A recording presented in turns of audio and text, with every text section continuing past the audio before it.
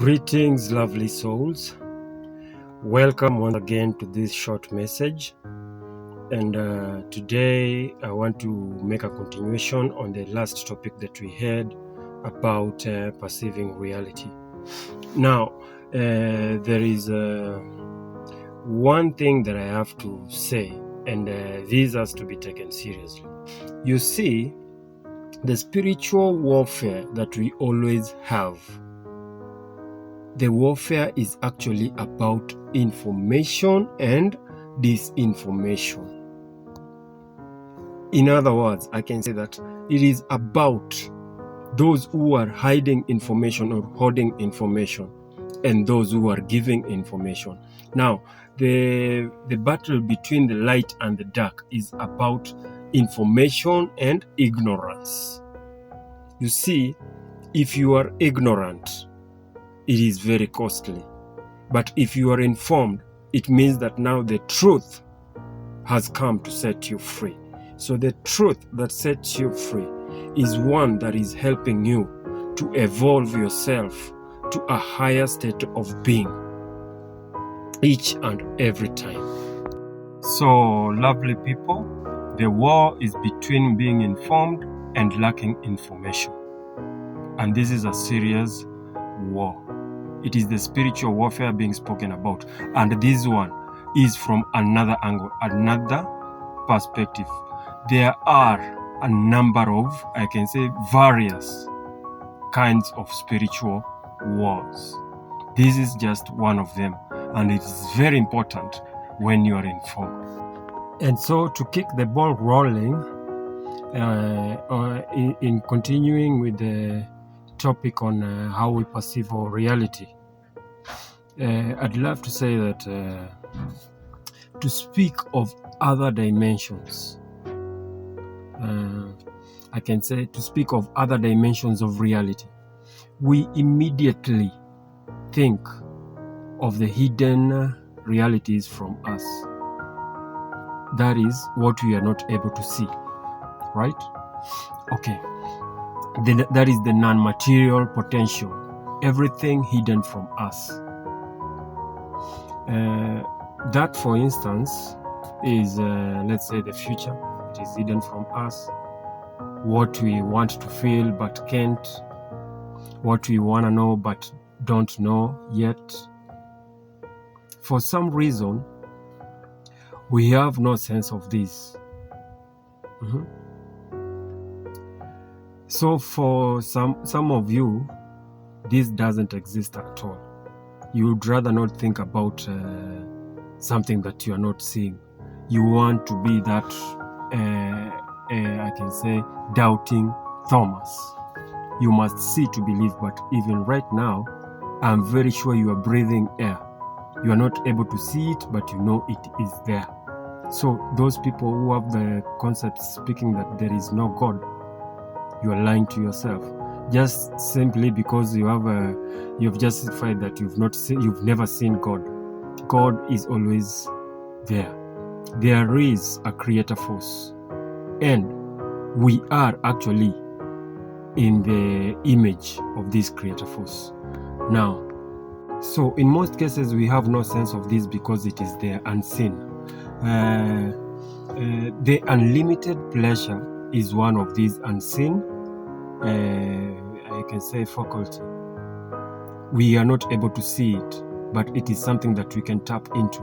That is the unlimited pleasure, the unbound existence.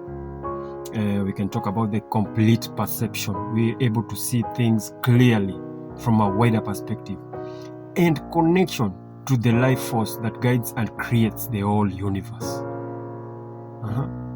Now, as we all know, and I spoke about this in the previous message on perceiving reality, the five senses, or the ego, stands in the way, clouding our wider view, the way we perceive things. I don't need to repeat that more and more. Now, the desire to work on ourselves, our inner selves, to annihilate the ego and connect to the true self is the closest way we get to see that everything or every occurrence in our lives is in one way or another pushing us towards refining our inner beings per se. So every form of hardships you are going through, every form of suffering is just a way that the universe is pushing us to awaken. It is actually showing us the way. And that means that if we do not follow where it is taking us to, we have to suffer more. That is a proven fact. I've gone through that and I know it. So every desire, every joy, and every disappointment is really the general law of the universe, guiding reality to develop and awaken you. And that is if you get to look at it from this perspective, of course. Many join in on a suffering escapade. They don't awaken. They'd rather remain where they are. They are in that comfort zone. Actually, they are suffering, creating hell on earth for themselves. And they don't want to do anything about it. Some of them do it knowingly, some of them unknowingly. Many remain complaining about their sufferings day in, day out, and thus remain in a loop of suffering, state of consciousness. There is what is called a suffering state of being, suffering state of consciousness.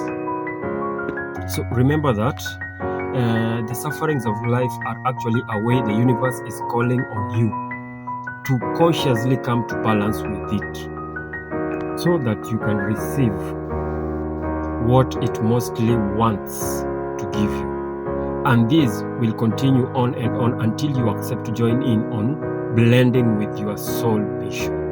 This is a proven fact. You cannot run away from that. So, it requires you to be exactly like it is, such that what it feels, you feel. What it knows, you know.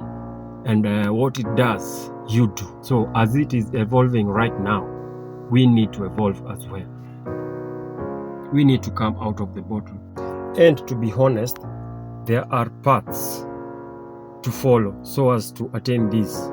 But many of them have missed the mark and thus are distorted in one way or another.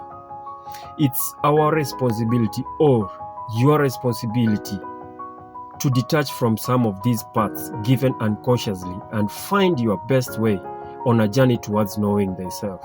And this becomes the narrow path spoken about in the Holy Book that many really adore so much.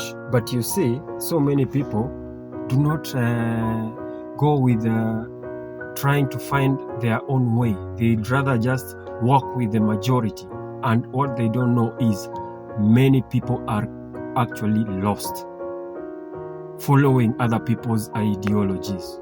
Beware that most of the inner truths were spoken of in the past in form of parables, and since the young in spirit are fed only milk and not solid food, the information stays inaccessible to many rigid but lovely people. Yes, they are good people, but they are very rigid. They've refused to accept what is new, what is actually creating a new self in them, what is bringing out a new way that God is manifesting in this universe.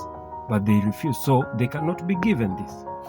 The danger is our psychological defects are going on rampage each day, working towards imbalance with the universe. This is why the universe allows many volunteers who are already masters in various fields of life to incarnate here on this planet at this particular time, so as to assist others to jumpstart their evolution process. And now, that is why this time, this period, you will hear so much of what you've never known about. And this will come from so many teachers, so many people who have just volunteered to give whatever they've learned, because actually it is mandatory for them to do that. And this will have to change the way we perceive reality. Now, this is still a wide topic. I will not speak more than whatever I've just spoken. Kindly please comprehend upon it. Until next time, best regards, my friends. Thank you and bye.